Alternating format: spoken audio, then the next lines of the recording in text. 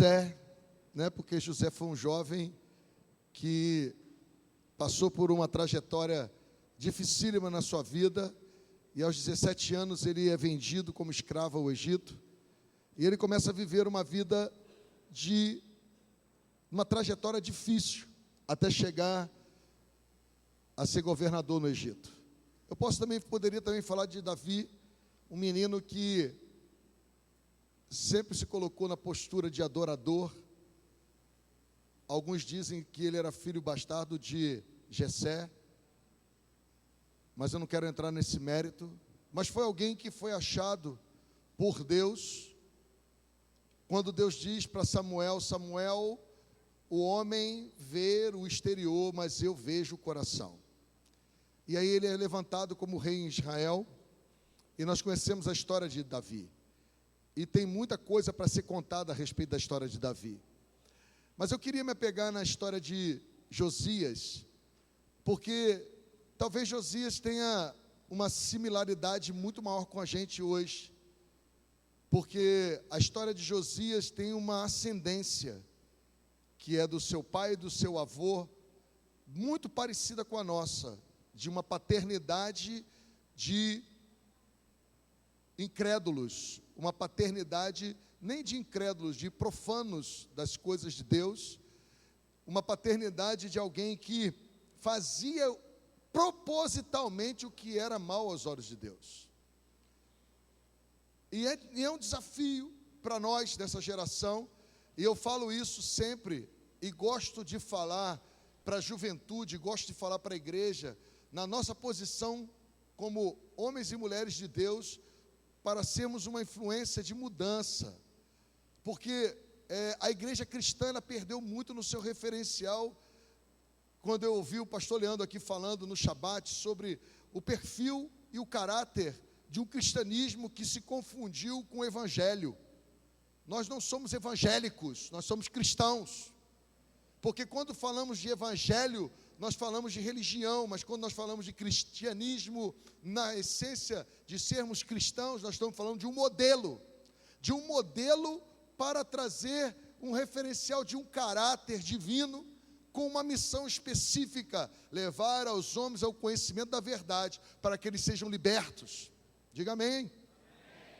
Só que nós olhamos a nossa história, e a nossa história até como igreja, e como igreja ocidentalizada, quando a igreja removida de Jerusalém, do Oriente Médio, e vem para a Europa, e debaixo do domínio romano, nós começamos a viver essa igreja que foi buscando adereços, e adereços, e adereços, e adereços, adereços esses que não tem nada a ver com os princípios divinos, porque ontem eu estava conversando com uma pessoa sobre a nossa raiz judaica, não judaica religiosa, mas do judaísmo não religioso, mas do princípio da palavra que saiu de Jerusalém. E ele perguntou assim: quais são os adereços judaicos que você tem na tua igreja? Eu falei assim: eu não tenho nenhum adereço judaico, a única coisa que eu tenho, que é de Israel como nação, é a bandeira. Porém, a menorá que nós temos no altar, ela não é um adereço judaico, ela é um adereço bíblico de um princípio que Deus estabeleceu antes do judaísmo, que eram os utensílios da casa do Pai. E esses utensílios foram preservados pelo povo judeu como sinais, e que representam para nós como igreja sinais proféticos. A menorá representa Yeshua, a luz do mundo no tabernáculo. E aí eu vejo que às vezes nós entramos nessa esfera de discussão, porque nós estamos discutindo religião. E aí eu fui conversando com ele e mostrei para ele que, na verdade, nós somos uma igreja que buscamos um referencial bíblico para sermos uma diferença nessa geração, para que nós não sejamos encontrados com uma igreja que tem uma liturgia e uma igreja que tem todo um aparato de adoração ou de culto a Deus, que na verdade não representa nada daquilo que é a essência. Nós precisamos tirar os adereços que é do sincretismo. Nós não precisamos de nada na nossa vida para que represente Cristo em nós, porque nós temos o Espírito Santo e Ele é o selo de que somos propriedade dEle. Então você não precisa ter nada na tua casa que seja objeto de adoração, objeto de lembrança daquilo que representa Cristo em você. Nós temos a arca, nós temos a menorá, nós temos a Hanukiá, nós temos vários adereços bíblicos que estavam no templo, que representam Yeshua, mas na verdade não são objetos de adoração, e nem pode ser nunca. Senão nós vamos perder totalmente a referência do que somos. Mas por que eu estou falando isso para você? Porque uma coisa que me impactou na leitura a respeito da vida de Josias é que ele era um menino, diga um menino. Um menino de 8 anos, ele herda um reino de um pai e um avô profano. Um referencial familiar péssimo, totalmente distorcido, totalmente confuso, totalmente contrário. A Bíblia diz que eles faziam o que era mal aos olhos do Senhor. E isso serve como referência para nós hoje. Porque talvez na sua história familiar, nos quintais da nossa casa, nos altares ou nos oráculos da nossa família, tinham lá estátuas, tinham lá patuais, tinham tantas coisas que precisavam ser removidas. E que vem trazendo como sinais espirituais para a nossa geração, que é uma das coisas que Deus está punindo. Porque eu não sei se você sabe, mas toda idolatria, ela traz consigo a imoralidade. Toda idolatria, ela traz consigo a feitiçaria. E nós somos um país idólatra. Hoje, como igreja evangélica, nós estamos idolatrando pessoas. Porque se tivesse um pregador famoso aqui, estava cheio de gente. Se tivesse um cantor, então, estava entupido lá fora. Por quê? Porque isso é um perfil do nosso caráter de essência. Por isso que nós precisamos mudar. Mas uma coisa tremenda em Josias é que ele passa 8 anos para começar a reinar debaixo da tutoria do sacerdote. E quando ele assume, a primeira coisa que ele faz é não querer na vida dele o que tinha na vida dos seus pais. E ele começa a destruir tudo. A Bíblia diz que ele pega os ossos dos sacerdotes que sacrificavam aos postes ídolos, queima os ossos e logo joga sobre os lugares aonde eram altares, desconsiderando toda aquela herança espiritual. O que nós estamos vivendo hoje como carnaval, irmãos, é uma herança espiritual que leva a essa postura exacerbada da carne, porque nós esquecemos as coisas espirituais, que agradam a Deus, que são santas para Deus.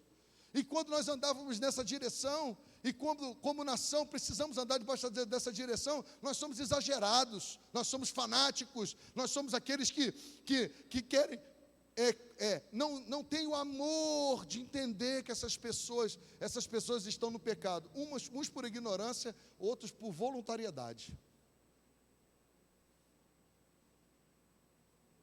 Mas Josias, a Bíblia diz que quando ele, aos 16 anos, 8 anos depois que ele é considerado rei, a Bíblia diz que ele fazia o que era reto aos olhos do Senhor. E aos 16 anos ele manda buscar na casa dos seus pais, em toda Jerusalém e Judá, tudo aquilo que era desagradável a Deus e manda destruir. Só que eu acho interessante isso, é que ele não mandou, não, ele fez pessoalmente. Um garoto de 16 anos. Ele assume a identidade de uma herança que não poderia ser dos seus pais, Amon e Manassés. Ele busca uma referência em Davi, um adorador que não queria nada vezes nada, do que adorar ao Deus único, o Deus de Israel. Um adorador que disse: Senhor, de que vale um dia na tua presença? Vale muito mais do que qualquer outra parte 1000. Eu quero estar nos atos do Senhor, em todo o tempo adorando ao Senhor. Era um adorador, era alguém que sabia como se relacionar com Deus. Ele sabia que Deus não queria os sacrifícios dele, Deus queria um coração rasgado. E Davi, e eu acho interessante que quando Josias começa a viver essa trajetória, e eu quero que você repita comigo: Josias tinha apenas 16 anos. Repita comigo: Josias tinha apenas 16 anos. Repita de novo comigo: Josias tinha apenas 16 anos. Um menino que hoje, na nossa nação, tem feito aberrações e ninguém pode botar a mão nele. Porque se botar a mão nele, você vai ser enquadrado na lei que protege o menor, que não recebeu disciplina dos pais, fruto de uma nação de mães prostitutas, mães que se doam aos 15, 16, 11, 12, 10 e começam a gerar filhos. E os filhos da prostituição são esses filhos que estão aí e que nós precisamos tomar uma postura como igreja e entender que nós somos um referencial de mudança para essa geração. E eu louvo a Deus, porque eu estava falando hoje no carro, com todo respeito àqueles que moram em Tomazinho, todo respeito àqueles que moram lá em São Mateus, porque eu estive na área de São João de Meriti, tanto em São Mateus como em Tomazinho. São áreas de propagação de uma notícia de que lá é lugar de gente violenta, de assassinatos, de roubo, de tráfico. Mas eu quero dizer para você que tem uma igreja de jovens santos naquele lugar. Pode dar glória a Deus aí. E que eles não são referendados pelos seus pais, porque muitos aqui talvez tenham seus pais assassinados ou presos, filhos de prostituição, as suas mães talvez você não sabe nem quem são, mas eu quero dizer para você que em Cristo Jesus nós fomos adotados por uma paternidade eterna, e debaixo dessa paternidade eterna nós temos um referencial, e o referencial em Deus é que nós não vamos ter ídolos, é que nós não vamos negociar aquilo que Deus tem nos dado. Mas para isso nós precisamos parar de transferir a nossa responsabilidade, porque tem jovem com 16 anos que é capaz de pegar um fuzil e matar qualquer pessoa, fazer da sua liberdade ou da sua proteção jurídica um atributo para a violência. Só que aqui tinha um garoto que tinha a referência divina de alguém que recebeu como herança dos seus pais um reinado, e ele aos 16 anos toma uma posição de ser santo como seus pais não foram, de não aceitar nada que profanasse o que era santo de Deus como seus pais. E o mais interessante é que a maior preocupação de Josias, se você for olhar o texto e você for lá em 2 Reis, você vai ver que o reinado de Josias foi um reinado que nunca se teve outro igual. E a Bíblia diz que a preocupação de Josias não foi reinar para fazer Israel uma nação próspera. Não, a preocupação de Josias foi reinar e fazer de Israel uma nação referência em santidade, uma nação referência de um Deus único. E ele destrói os altares. E ele começa a fazer a sua maior ação administrativa. E eu vou dizer para você, eu já falei isso aqui, mas vou repetir para vocês. Você quer ter uma revolução na sua vida, em todas as áreas? Quem quer? Comece a reformar a sua vida espiritual. Comece a restaurar o seu altar. Comece a restaurar a sua fidelidade com Deus. Comece a restaurar como Josias fez. Josias começou a restaurar o templo. E junto com o sacerdote, eles acharam o rolo da lei.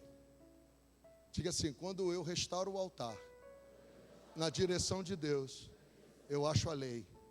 A lei, diga a lei, que está impressa no meu coração, através da fé, da graça, mediante a fé em Cristo Jesus. Nós começamos a viver isso, e ele começou a restaurar, e pediu o sacerdote para restaurar o lugar do templo. Foi a primeira obra significativa depois de Josias ter destruído todos os altares. Ele decidiu restaurar o lugar de adoração a Deus. A Bíblia diz que quando ele começou a restaurar a casa do Senhor, o sacerdote Ilquias achou o rolo da lei. E quando o sacerdote Ilquias achou o rolo da lei, ele se interessou em ler o rolo da lei. E quando ele leu o rolo da lei, ele viu que tudo que Israel estava vivendo como penalidade era fruto da desobediência dos seus pais. Não tinha uma má administração, não tinha uma intenção humana de que as coisas não dessem certo, porque nós pensamos que o que nós estamos vivendo hoje é fruto da má administração de Dilma. Não, Dilma é um instrumento de Deus para punir o Brasil, fruto das escolhas dos brasileiros, porque assim como Josias foi ungido pelo sacerdote e recebeu a herança do reinado do seu pai, assim nós fazemos com os políticos. Nós vamos lá na urna e ungimos eles com nossos votos e declaramos que eles podem reinar sobre nós, podem governar sobre nós. E quando eles governam indevidamente, nós culpamos a eles, mas na verdade a responsabilidade de colocá-los lá é nossa. Mas por que você colocou? Porque você continuou negociando os princípios de Deus com ofertas, com idolatrias, aonde você transita de forma tão natural, como crente, em lugares que você não deveria estar nunca, a não ser que você fosse um referencial de destruir os ídolos e o altar. Porque tem gente que destruiu o ídolo, mas ainda não arrancou o altar. Josias destruiu o ídolo e o altar. Diga assim: eu preciso destruir o ídolo e o altar. Como igreja cristã evangélica, nós temos destruído os ídolos. Nós não temos ídolos de estátua, de gesso, nem de ferro, nem de madeira, nem de nada. Mas nós temos tantos ídolos em nossos corações, que deveria ser o altar de Deus e é um altar para a idolatria, que Deus me livre. Só que eu quero terminar dizendo para você uma coisa, e eu vou terminar, que é muito interessante. A Bíblia diz,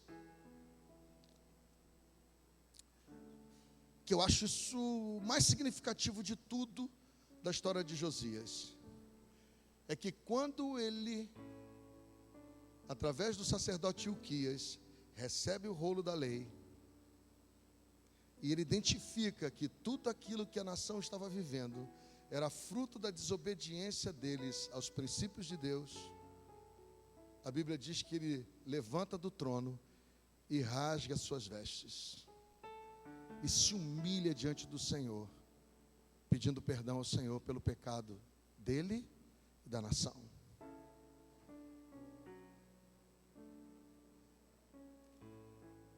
Gente, isso tem uma importância tão grande,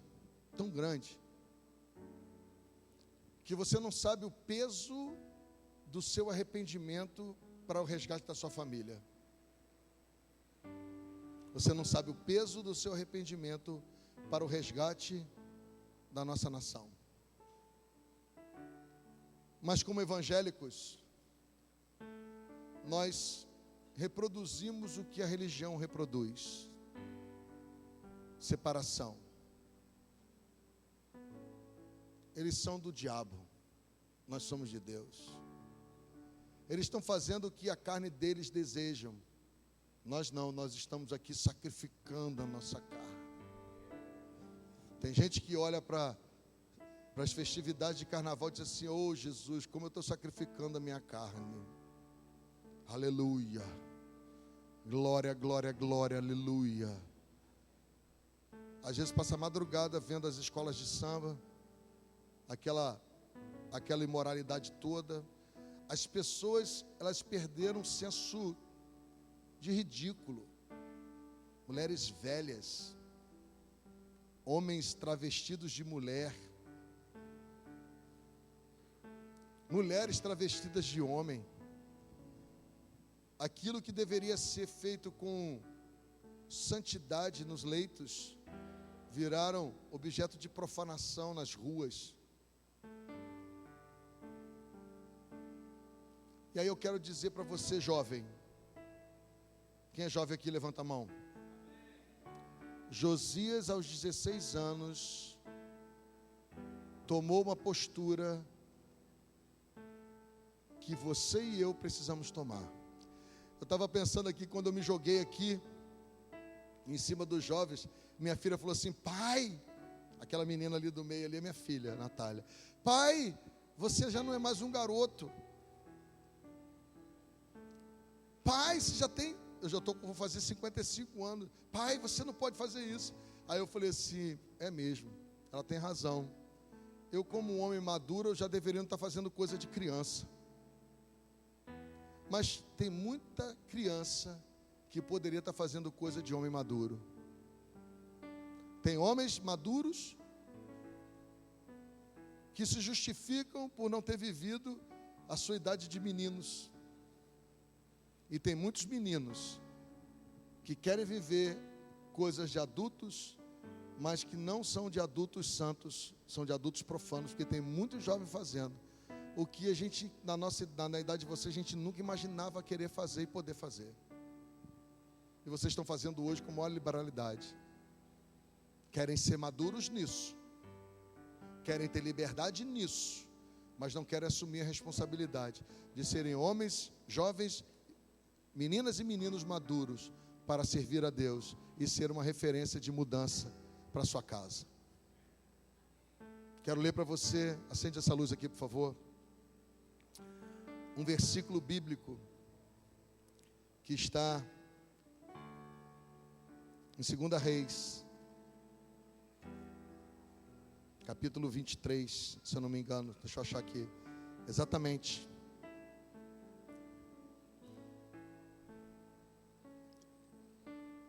Você pode ficar de pé com a sua Bíblia, porque eu vou terminar. Já passei 5 minutos da minha hora.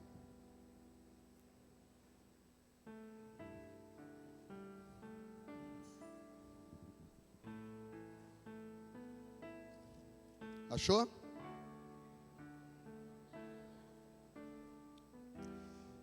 A Bíblia diz que, eu acho isso um grande sinal de Josias para nós. Diz que Josias restabeleceu a Páscoa. Depois de muito tempo de Ezequias, Josias restabeleceu a Páscoa. E uma coisa interessante que o texto diz é que Josias restabeleceu a Páscoa no tempo certo, na data certa. Ele restabeleceu a Páscoa. No capítulo 23 de 2 Reis, diz assim, no versículo 21, Deu ordem o rei a todo o povo, dizendo, celebrai a Páscoa do Senhor vosso Deus, como está escrito no livro da lei, ou no livro da aliança, porque nunca se celebrou tal Páscoa como desde os dias dos juízes que julgaram Israel, e nem durante os dias dos reis de Israel, e nem durante os dias dos reis de Judá. Corria o ano 18º do rei Josias, quando esta Páscoa se celebrou ao Senhor em Jerusalém. Versículo 24.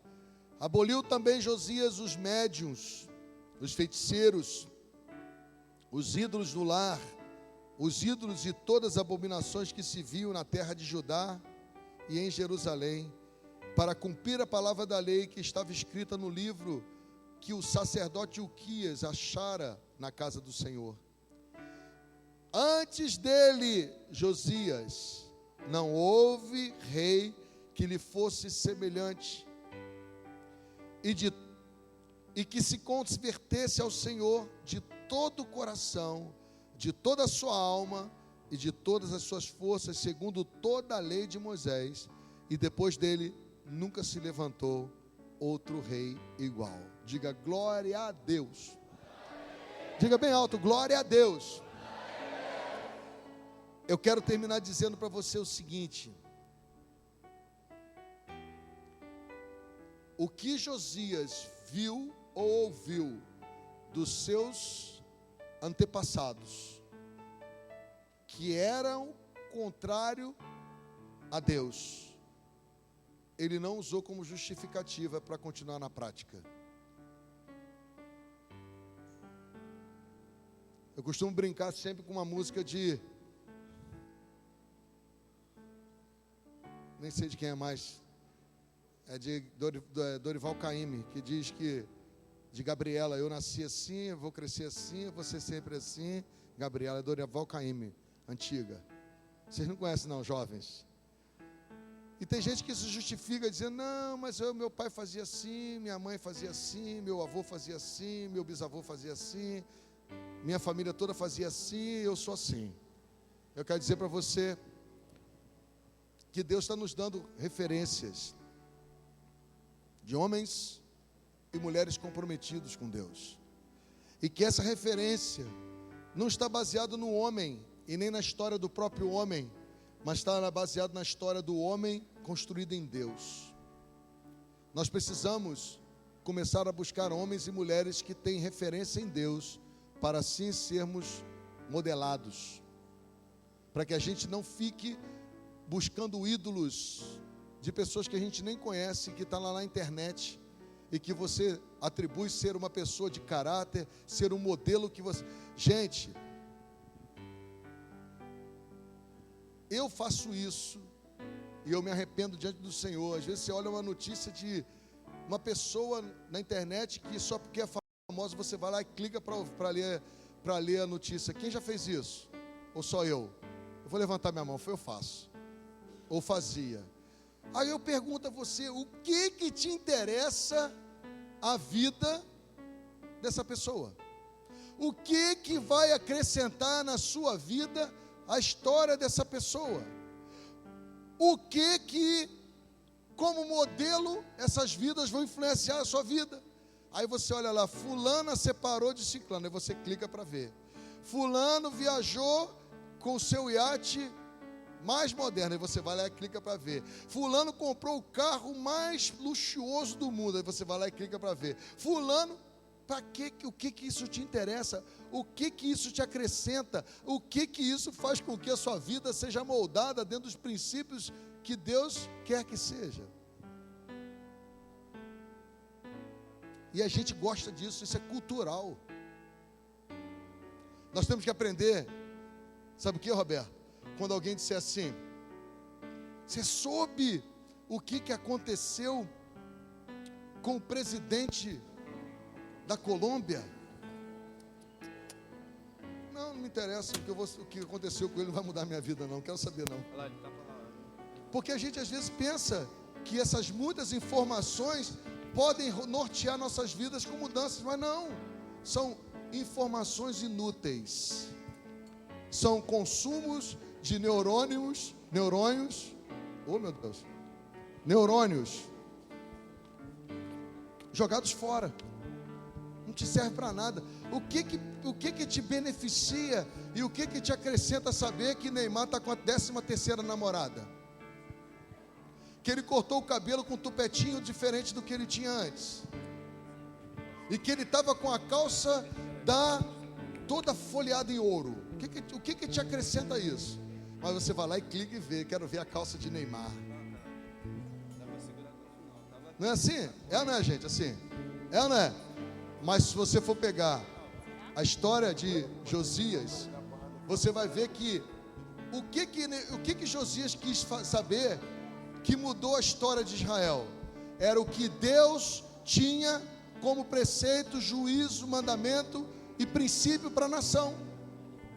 Quando ele descobriu isso, ele viu que ele estava em pecado e a nação estava em pecado, e a Bíblia diz que ele rasgou o seu terno Pierre Cardin e disse: esse terno Pierre Cardin não serve para mim, porque esse terno Pierre Cardin esconde um rei que tem a sua herança profana. Agora não, agora eu quero ser um rei segundo o coração de Deus.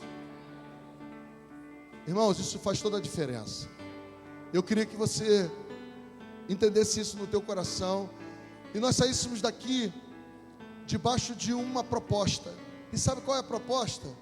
Sermos os Josias dessa geração. Você que é aí jovem, não pense que os seus 16 anos não podem influenciar nada. Não, podem sim, porque as suas decisões com 16 anos podem determinar o seu futuro. O que Josias decidiu com 16 anos determinou 31 anos de prosperidade de uma nação. Ah, mas isso é verdade. O que você pode decidir na sua vida hoje pode trazer 30 anos, 40 anos, 50 anos de prosperidade para toda a sua descendência. Mas como também você pode destruir toda a sua descendência. Vamos orar? Eu queria saber nessa noite, quantos jovens querem hoje assumir a posição de ser um Josias nessa geração e buscar na lei do Senhor o que agrada ao Senhor e remover da sua vida aquilo que não agrada ao Senhor? Vem aqui à frente, eu quero orar por você. Aleluia. Aí, daqui a 30 anos essa nação vai ser outra.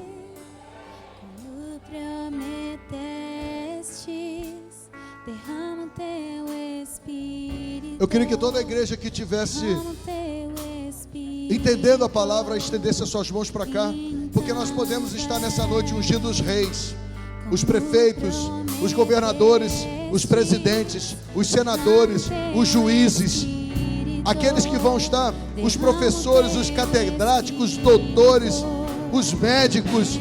Nós estaremos, quem sabe, levantando as nossas mãos nessa noite e declarando sobre a vida daqueles que são escolhidos pelo Senhor para estarem nesse projeto, esse projeto chamado JUMP. JUMP quer dizer juventude em unidade, multiplicando o poder de Deus.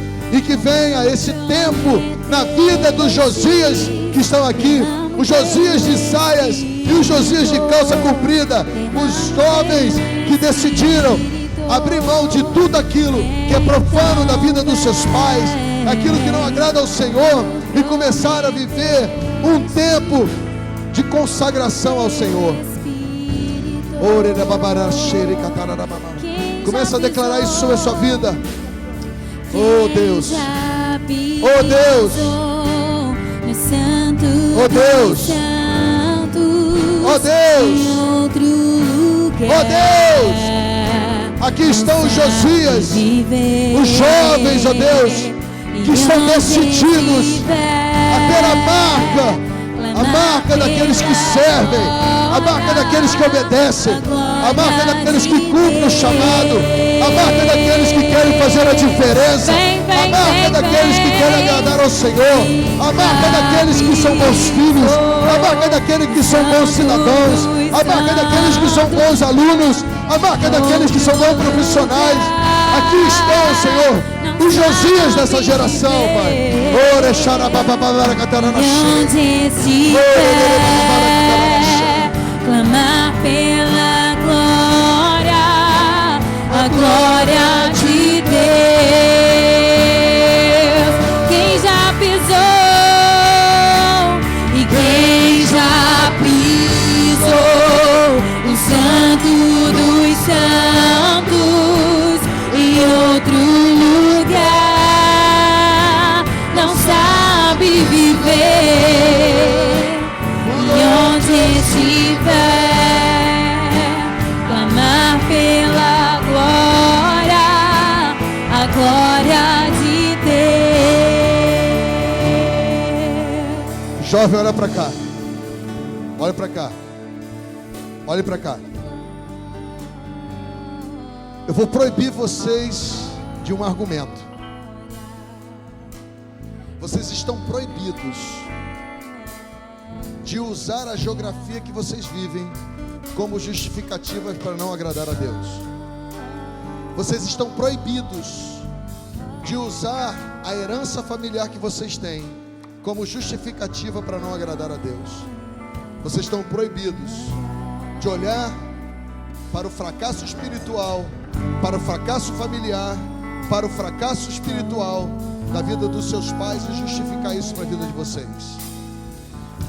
Se tinha alguém que poderia usar dessa justificativa e seria inteiramente entendido, porque a palavra de Deus diz que a maldição dos pais visitariam a primeira, segunda, terceira e quarta geração, era Josias.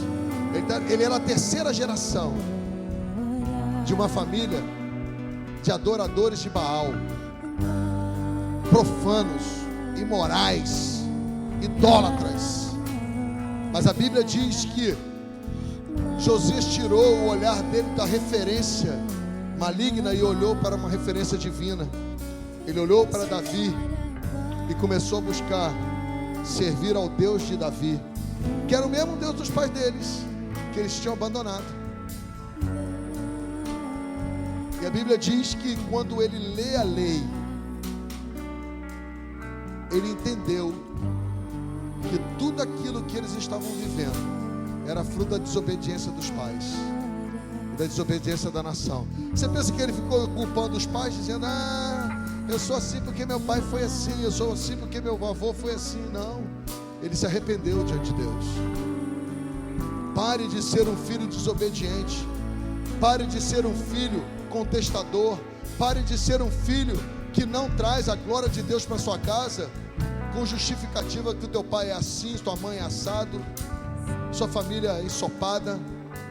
Você tem que começar a assumir o seu papel. O seu papel é de um jovem que conhece a lei do Senhor, e dentro desse conhecimento a responsabilidade passa a ser sua. Não é mais do seu pai e da sua mãe, passa a ser sua. E aí, quando você começa a assumir essa identidade, você para de transferir a responsabilidade e pede perdão. Ainda que os teus pais não tenham pedido perdão, peça você perdão, e seja um instrumento de reconciliação em toda a sua família. Hoje nós estamos no dia 7 de fevereiro de 2016. Bota na tua agenda essa data. Bota na tua agenda essa data. Quando Josias foi levantado, ele tinha 8 anos de idade e ficou anotado. Foi no ano do 10º do reinado do seu pai, ele assumiu. E a Bíblia diz que ali ficou a agenda. Mas 8 anos depois, diga 8 anos depois, diga 8 anos depois, Josias mais maduro, ele começou a querer fazer o maior projeto da vida dele. Sabe qual foi o maior projeto da vida de Josias? Reconstruir a casa de Deus. Você sabe qual é o maior projeto que você pode ter na sua vida? Ter o seu coração como um altar de Deus, a sua vida ser a casa de Deus. Esse é o seu maior projeto. Se você tiver a consciência que a sua vida é casa de Deus, você não se prostitui, você não rouba, você não se droga, você não vai fazer nada que vai deteriorar ou denegrir a casa de Deus que é você. E quando você começar a viver isso, toda a sua geografia vai ser mudada. A sua casa não vai ser mais a mesma. Vou repetir, a sua casa não vai ser mais a mesma. Amém? Eu queria chamar o pastor Leandro. Pastor Leandro é intercessor do ministério. Ele vai orar por vocês.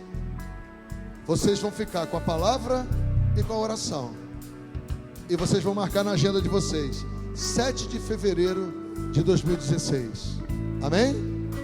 Diga 7 de fevereiro de 2016.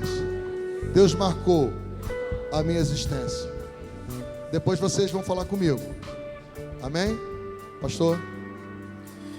Eu queria convidar a igreja, porque esses jovens estão recebendo uma palavra de destino e de futuro. E a igreja precisa se mobilizar e se mover na dimensão do que esses jovens estão recebendo. Todos que são pais, por favor, venham aqui e fiquem atrás desses jovens, como uma grande cobertura, como um grande muro de proteção sobre eles. Saia do seu lugar, pais, e fiquem aqui atrás desses jovens, e vamos cobri-los, em nome de Jesus. Amém?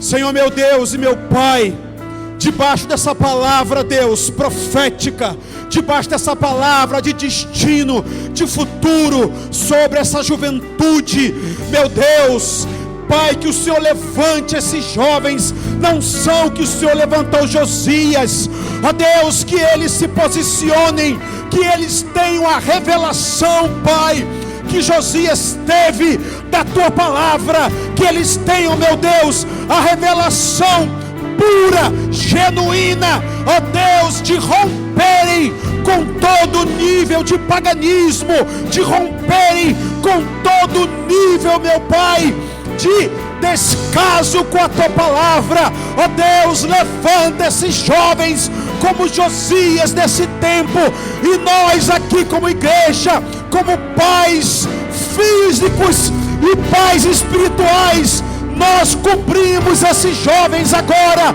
declarando em nome de Jesus: Senhor, levanta-os, ó Deus, arranca, meu Pai, este nível de malignidade, esta cultura maligna, ó Deus, a mídia, ó Pai, tantos valores equivocados que foram plantados nas mentes e nos corações.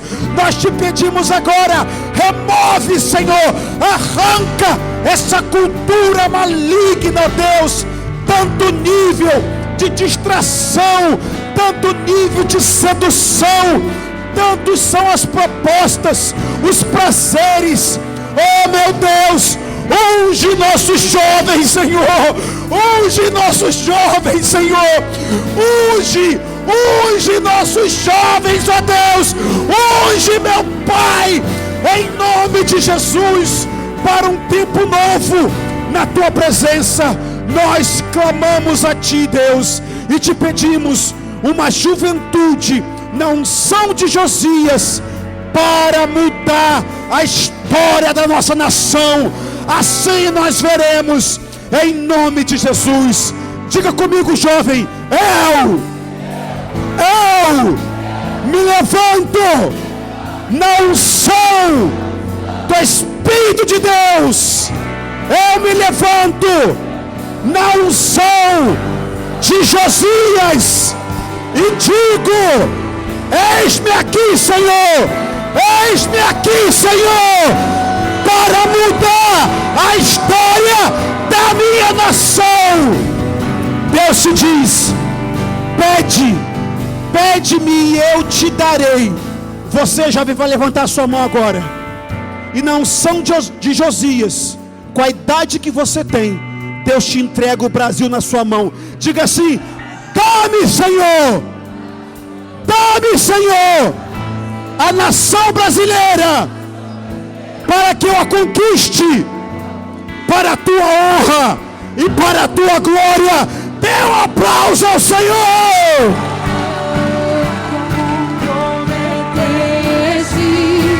Derrama o teu Espírito, derrama o teu Espírito. Então vem, como prometestes, derrama o teu Espírito, derrama o teu Espírito. Então vem, como prometestes, derrama o teu Espírito. Deixa eu te dizer uma coisa. Você sabe, depois você vai continuar lendo o texto de 2 Reis ou de 2 Crônicas, e você vai ver que o relacionamento de Josias era com profeta e com sacerdote. Ele não se ocupava com quem não acrescentava para ele algo que desse destino para ele. Você sabe por que quando a gente vive um mover desse, é roubado? Porque a gente começa a se relacionar de novo com as pessoas que roubam da gente essa palavra. Que nada. Olha onde a gente mora, olha a nossa realidade financeira, olha a nossa família, olha a casa que a gente mora, olha o bairro que a gente mora, olha a nação que a gente mora. E essas pessoas destroem os sonhos de Deus nas nossas vidas, porque não são pessoas que trazem consigo promessa, palavra. Elas não trazem consigo a bênção que atrai o céu para a terra. São pessoas que, na sua ignorância ou na sua malignidade, elas querem ferir você e me ferir e roubar o sonho do que Deus pode fazer na nossa vida e através da nossa vida. Eu sonho ainda, queridos, eu vou fazer 55 anos esse ano. Eu não sei em que tempo vai ser, mas eu sonho em encontrar com o presidente da República e dizer: um dia eu estive num encontro com Deus. Um dia eu estive num culto. Um dia um profeta botou a mão na minha cabeça.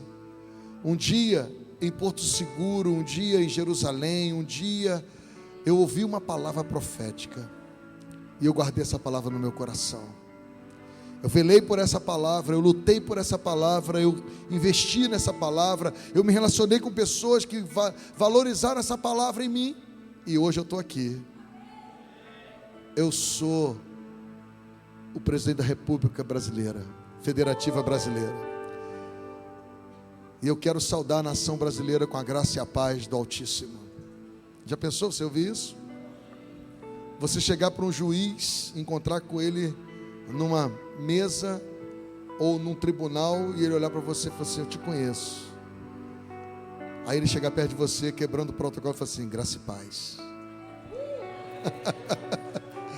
Já pensou isso?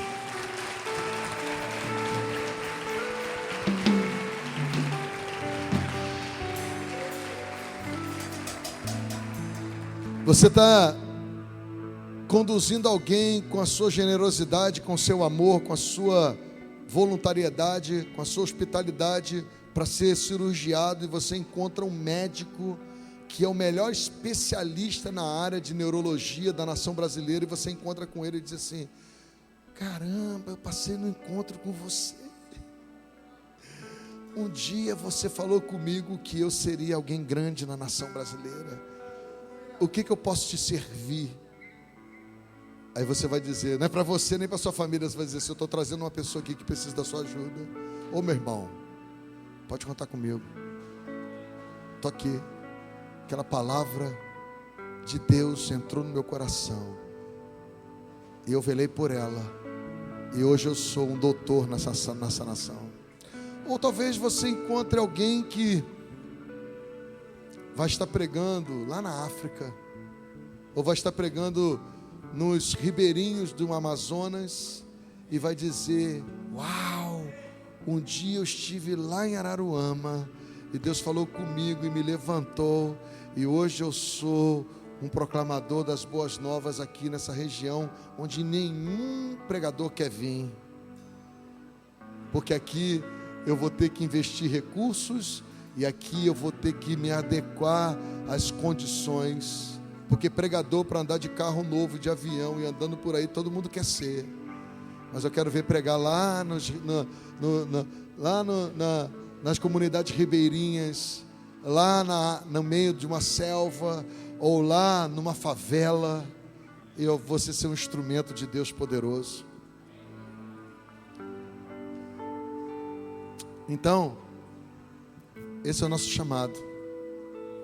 Josias, diga Josias. Diga Josias. Josias é um nome que representa uma geração. A geração de Josias, a geração de Samuel, a geração do profeta, a geração de reis. E nós temos essa unção, nós temos a unção de sacerdócio real. Amém? 1 Pedro, capítulo 2, 1, 2. Então eu quero deixar para você essa notícia, eu quero dizer para você, sabe quem é responsável agora por essa palavra que você recebeu? Você mesmo. Você tem que guardar os seus ouvidos, guardar sua boca, ter sua mente renovada, para que você vele por essa palavra, para que ela venha se cumprir na sua vida. Amém? Toda a igreja levante as suas duas mãos. Eles não estão com pressa nenhuma, eu sei que vocês têm que ir embora. Mas em outro tempo, se nós estivéssemos no carnaval, a gente estava saindo de casa agora, né? E você vai voltar para casa seguro, vai encontrar sua família em segurança. Amém? Os seus filhos não vão estar na noite, você vai olhar na cama e vai dizer: meu irmão, meu filho, Deus te abençoe, boa noite, durma com os anjos. Você não vai ficar esperando nos horários da madrugada o seu filho chegar bêbado, a sua filha prostituída, porque toda a tua casa vai receber salvação que há em Cristo Jesus. Amém?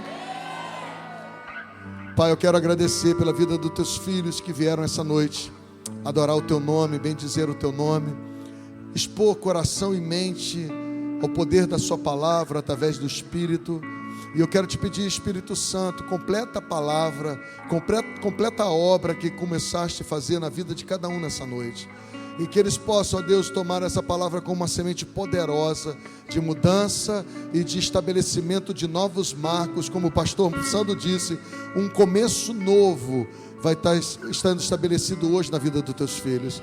E eu sei, Senhor, que no tempo propício o Senhor fará com que essa semente manifeste, e a manifestação dessa semente vão ser homens e mulheres comprometidos com o teu reino, homens e mulheres desejosos de ser referência do céu na terra, homens e mulheres santos como o Senhor é santo, homens e mulheres definidos na sua chamada e no propósito, homens e mulheres que reflitam verdadeiramente o caráter de Cristo e a missão de Cristo, que é fazer com que o céu se estabeleça na terra como está estabelecido na eternidade. Quero abençoar a vida dos teus filhos e declarar que o amor de Deus o Pai, a graça redentiva de Cristo Jesus o Filho e a ação poderosa do Espírito Santo seja com essa igreja avivada e com essa igreja transformadora, com essa igreja disposta à reforma, com essa igreja influenciadora, com essa igreja transformadora, com essa igreja restauradora até a volta do Messias. Essa é a minha oração, abençoando os teus filhos e declarando proteção sobre as suas vidas e suas casas, que nenhum homem mau, nenhum homem violento, nenhum homem adúltero, nenhuma mulher prostituta, nenhum tipo de assassino, nada e nem ninguém venha concorrer contra os teus filhos, porque eles estão guardados debaixo do sangue do Cordeiro, que eles estejam protegidos, que eles estejam guardados e municiados pelo Senhor, para viver esses dias, que são dias maus, mas que nós estaremos guardados no esconderijo do Altíssimo, na sombra do Onipotente, descansando em Ti. Essa é a minha oração, em nome de Yeshua e para a glória de Yeshua, amém? Dê um aplauso ao Senhor.